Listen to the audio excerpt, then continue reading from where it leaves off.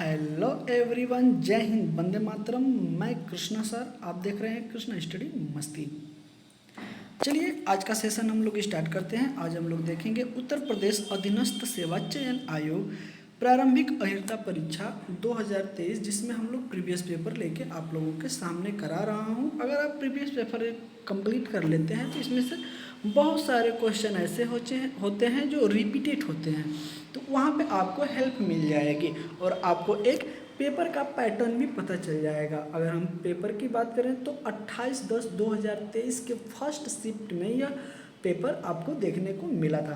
तो चलिए कुछ क्वेश्चन हम लोगों ने इसमें से कर लिया है, बाकी आगे के क्वेश्चन आज हम स्टार्ट करते हैं। तो बने रहिएगा वीडियो में, अंततः देखिएगा। और ये सिर्फ पेट के लिए ही नहीं, अगर आप किसी भी एग्ज़ाम में जाते हैं तो जीएस जहाँ पे भी आएगा वहाँ पे आपको ये पेपर हेल्पफुल साबित होने वाला है। चलिए बने रहिएगा वीडियो में और हम लोग सेशन स्टार्ट करते हैं। चलिए क्वेश्चन देखिएगा क्या बोल रहा है। क्वेश्चन बोल रहा है कि गन्ने के उचित एवं लाभकारी मूल्य को मंजूरी देता है, तो कौन मंजूरी देता है हमें बताना है। ऑप्शन नंबर ए कह रहा है कि, जैसे आप देखेंगे ऑप्शन नंबर ए क्या कह रहा है कि विपणन और निरीक्षण निदेशालय, कृषि मंत्रालय। ओके। बी कह रहा है कि the national sugar institute Kanpur. C कह रहा है कि cabinet committee on economic affairs. Okay. और डी कह रहा है कि commission for agriculture cost and price. अगर हम बात करते हैं तो इसका राइट ऑप्शन हो जाएगा option number C. C is the correct option, cabinet committee on economic affairs. Okay. आर्थिक मामलों की कैबिनेट समिति, तो इसका राइट ऑप्शन क्या हो जाएगा, option number C is the correct option. आगे देखिएगा क्या बोला है कि गन्ने के उचित एवं लाभकारी मूल्य, ओके, जिसको हम बोलते हैं FRP को मंजूरी कृषि लागत एवं मूल्य आयोग की सिफारिश पर आर्थिक मंत्रालय की कैबिनेट समिति द्वारा प्रदान की जाती है। ओके।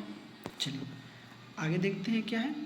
अगला क्वेश्चन देखिएगा, बड़ा ही उम्दा क्वेश्चन है, इसको बड़े ही ध्यान से देखिएगा कि निम्नलिखित में से कौन सा एक भारतीय श्रम कानून और सामाजिक सुरक्षा उपाय है जिसका उद्देश्य काम करने का अधिकार, राइट टू वर्क की गारंटी देता है। तो हमें बताना है कि वो कौन सा है। ओके। आई ऑप्शन हम लोग देखते हैं।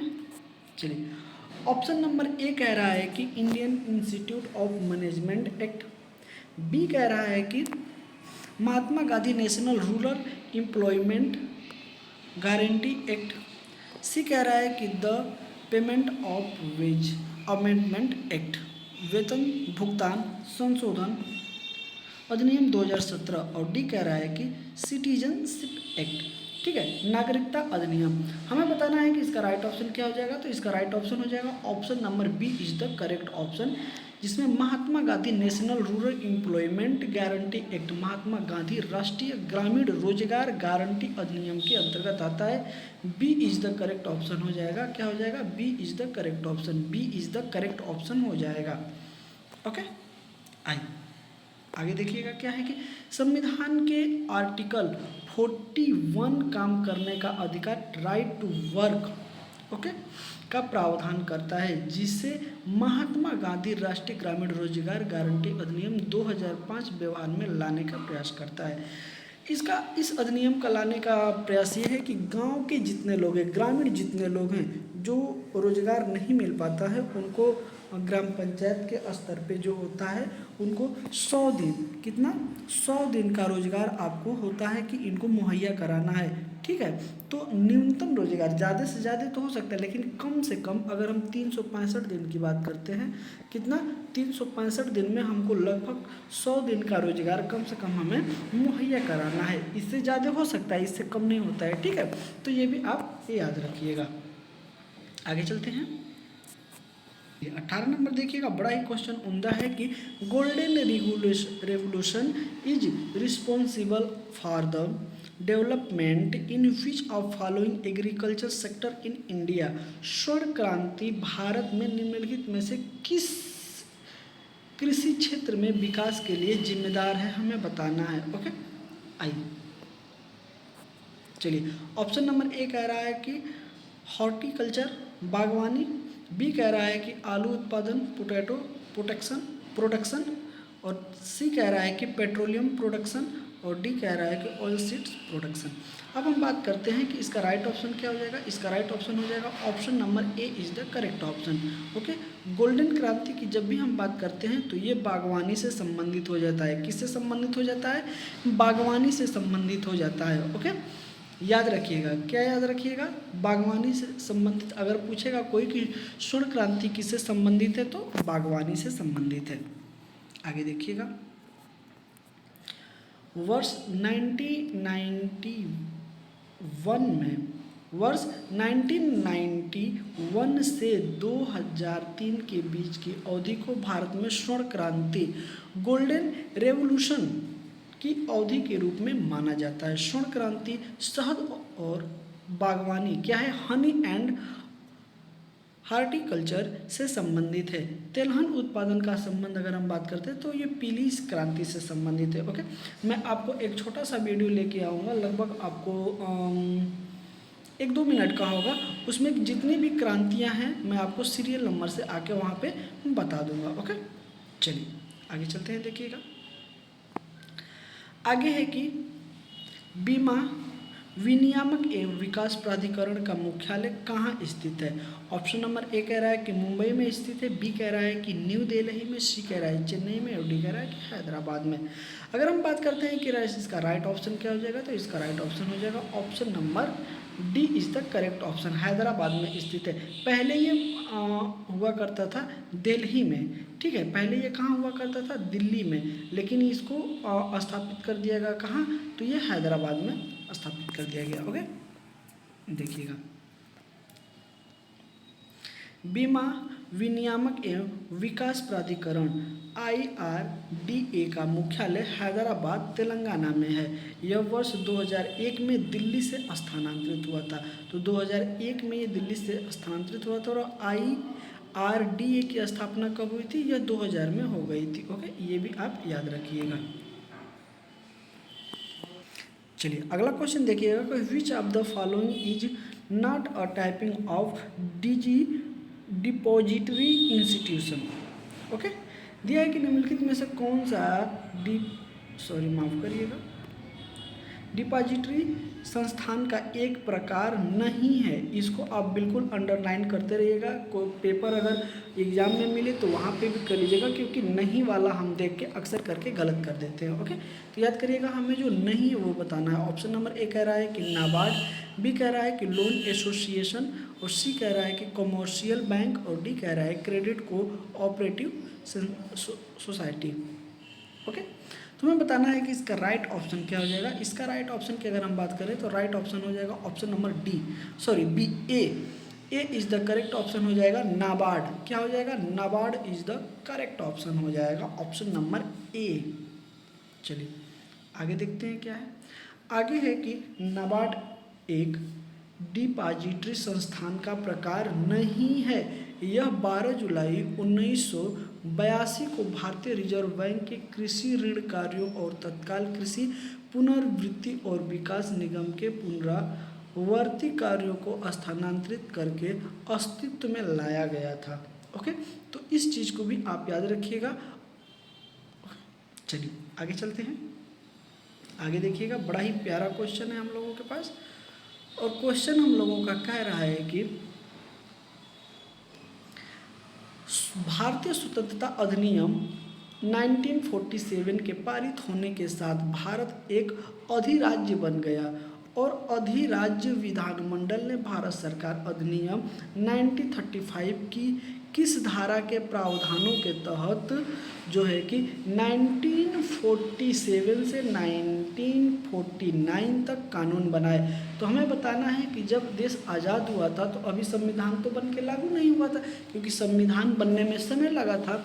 तो उसके पहले जो कानून बनाए जा रहे थे वो 135 का तो अधिनियम था ही, लेकिन धारा कौन सी थी जो इसके तहत कानून बनाए जा रहे थे। ओके, आइए ऑप्शन देखिएगा, बड़ा ही प्यारा है कि सेक्शन 100, सेक्शन 101, सेक्शन 135 और सेक्शन 130। धारा 100, धारा 101, धारा 135 और धारा 130। अगर हम बात करते हैं तो इसका राइट ऑप्शन हो जाएगा option number A is the correct option. धारा ए के अंतर्गत, किसके अंतर्गत, धारा ए के अंतर्गत, sorry, A is the correct option हो जाएगा धारा 100, क्या हो जाएगा 100, धारा 100 के अंतर्गत बनाए जा रहे थे। देखिएगा बड़ा ही प्यारा क्वेश्चन है कि भारतीय स्वतंत्रता अधिनियम 1947 के पारित होने के साथ भारत एक अधिराज्य बन गया और अधिराज्य विधानमंडल ने भारत सरकार अधिनियम 1935 की धारा 100 के प्रावधानों के तहत 1947 से 1949 तक कानून बनाए थे। ओके, याद रखिएगा। आइए आगे चलते हैं। आगे देखिएगा बड़ा ही प्यारा क्वेश्चन है, इसको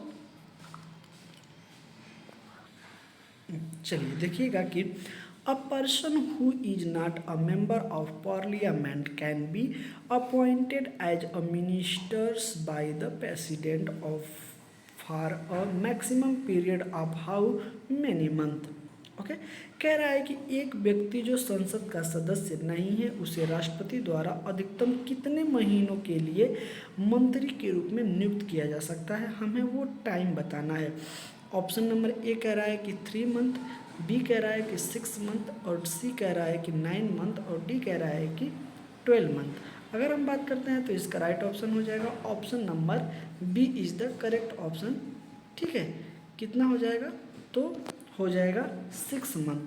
कितना, 6 मंथ, 6 महीने। ओके, आगे देखिएगा। बिना संसद सदस्य बने किसी व्यक्ति को राष्ट्रपति अधिकतम 6 माह के लिए मंत्री नियुक्त कर सकता है। 6 माह बीत जाने पर यदि कोई मंत्री संसद का सदस्य नहीं बनता है तो उसे अपने पद से त्यागपत्र देना पड़ जाता है। ओके, तो यही रीज़न है। अगर जो सीधे अगर लोकसभा से जो नहीं आ पाता है उनको सरकार क्या करती है, राज्यसभा से बुला लेती है। कहाँ से, राज्यसभा से बुला लेती है। ओके, चलिए बड़ा ही प्यारा क्वेश्चन है, इसे भी आप देखिएगा। ओके, चलिए अगला क्वेश्चन बोल रहा है हम लोगों से कि name of high court that has jurisdiction over the union territory of the Andaman and Nicobar island. उस उच्च न्यायालय का नाम बताइए जिसका क्षेत्राधिकार अंडमान निकोबार द्वीप समूह के केंद्र शासित प्रदेश पर है।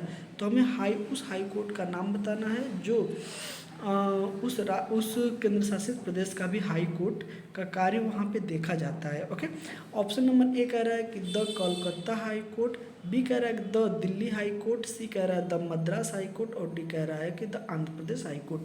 अगर हम बात करते हैं अंडमान निकोबार द्वीप समूह का तो राइट ऑप्शन हो जाएगा option number A is the correct option.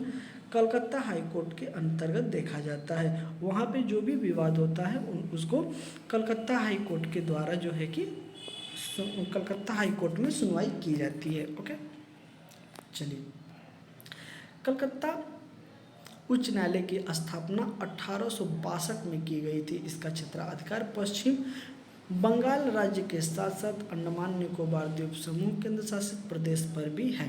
तो ये भी याद रखिएगा, आपको ये क्वेश्चन यहाँ मिल जाता है कि कलकत्ता उच्च न्यायालय का या कलकत्ता हाई कोर्ट का जो है कि स्थापना कब हुआ था, तो 1862 ईस्वी में किया गया था। ओके, राज्य संस्थाओं के अस्तित्व के लिए भारत की संसद द्वारा 73वां और 74वां संवैधानिक संशोधन कब पारित किया गया था, हमें वो डेट सन बताना है। ओके, ऑप्शन नंबर ए कह रहा है कि अक्टूबर 1973 में और बी कह रहा है कि नवंबर 1952 में, सी कह रहा है कि दिसंबर 1992 में और डी कह रहा है कि दिसंबर 1973 में।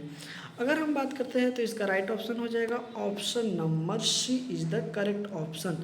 ओके, क्या हो जाएगा, C is the correct option हो जाएगा दिसंबर 1992 में।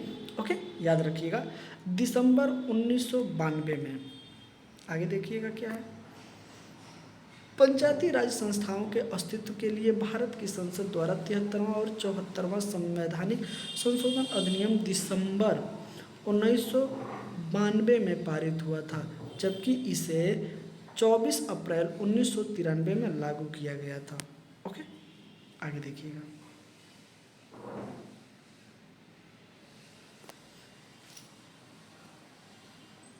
चलिए अगला क्वेश्चन देखिएगा कि वर्ष 1928 में मोतीलाल नेहरू समिति द्वारा निम्नलिखित में से कौन सा अधिनियम विधेयक प्रस्तावित किया गया था। हमें बताना है कि 1928 में कौन सा विधेयक था।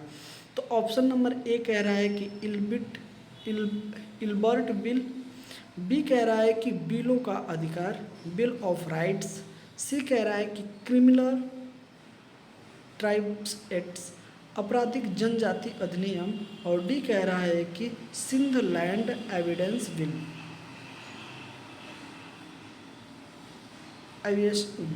ओके, सिंध भूमि उड्डयन विधेयक। अगर हम बात करते हैं तो इसका राइट ऑप्शन क्या हो जाएगा, इसका राइट ऑप्शन हो जाएगा option number B is the correct option. क्या हो जाएगा, ऑप्शन नंबर बी हो जाएगा।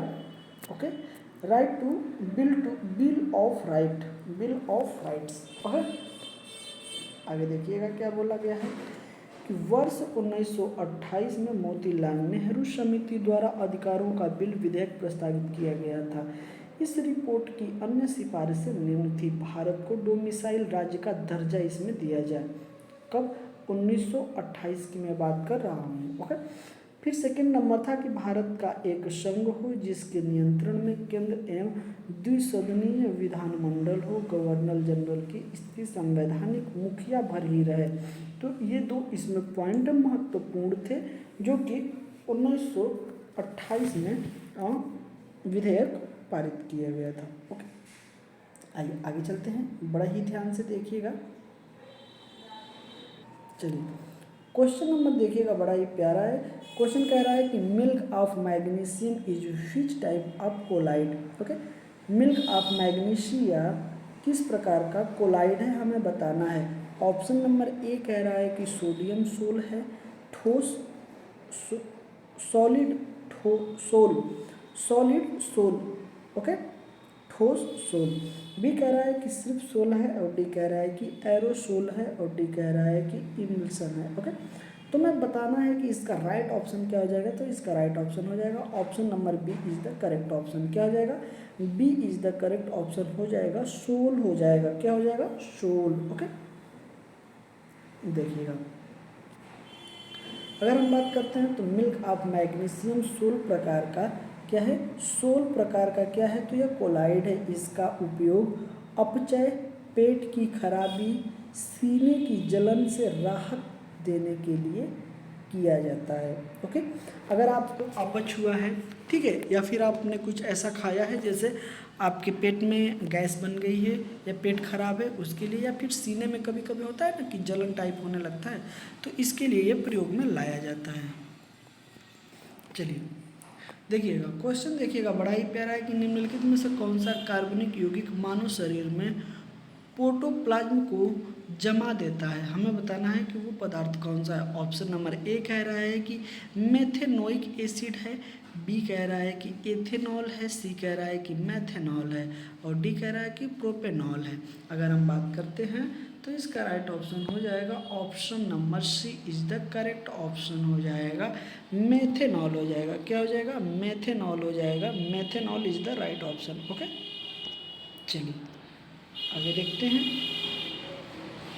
मेथेनॉल कार्बनिक यौगिक मानव शरीर में प्रोटोप्लाज्म को जमा देता है। ओके, इसका उपयोग उद्योगों, फार्मास्यूटिकल निर्माण, खाद्य उद्योग आदि में किया जाता है। यह मुख्य रूप से मेथेनॉल के ऑक्सीकरण द्वारा क्या होता है, तो इसे तैयार किया जाता है। ओके, चलिए देखिएगा निम्नलिखित में से कौन सा आंतरिक सौरमंडल में एक स्थित एकमात्र बौना ग्रह है। हमें बताना है कि वो कौन है। ऑप्शन नंबर ए कह रहा है कि मेक, बी कह रहा है कि सेरेस, सी कह रहा है प्लूटो, और डी कह रहा है कि हैमिया। क्या कह रहा है, हैमिया। अब हमें बताना है कि इसका राइट ऑप्शन क्या हो जाएगा। तो इसका राइट ऑप्शन हो जाएगा option number B is the correct option, Ceres हो जाएगा। क्या हो जाएगा, सेरेस हो जाएगा, Ceres is the right option. देखिए सेरेस आंतरिक सौरमंडल में मंगल और बृहस्पति की कक्षाओं के मध्य स्थित एकमात्र गौणाग्रह है। तो हमें ये पता चल गया कि सेरेस का जो स्थिति है वो कहाँ है, मंगल और बृहस्पति के बीच में है। ओके, यह क्षुद्र ग्रह का पहला सदस्य था जिसे 1801 में ग्यूपेश पियाजी द्वारा देखा गया था। इसके तहत बुध, शुक्र, पृथ्वी और मंगल ग्रह शामिल किया गया था। इसका व्यास लगभग 950 किलोमीटर, जो पृथ्वी के चंद्रमा के 1/4 से भी क्या है, अधिक है। वैज्ञानिकों ने इसे 2006 में बौने ग्रह के रूप में वर्गीकृत कर दिया है। तो इसे देखा कब गया था, 1801 में, और इसे बौना ग्रह कब देखा माना गया था, तो 2006 में। तो ये भी आप याद रखिएगा। इसका जो जगह है वो कहाँ से कहाँ है, तो मंगल ग्रह और बृहस्पति ग्रह के बीच में क्षुद्र ग्रह की पेटिकाएं होती हैं। तो ये हमें देखने को मिलता है। ओके, चलिए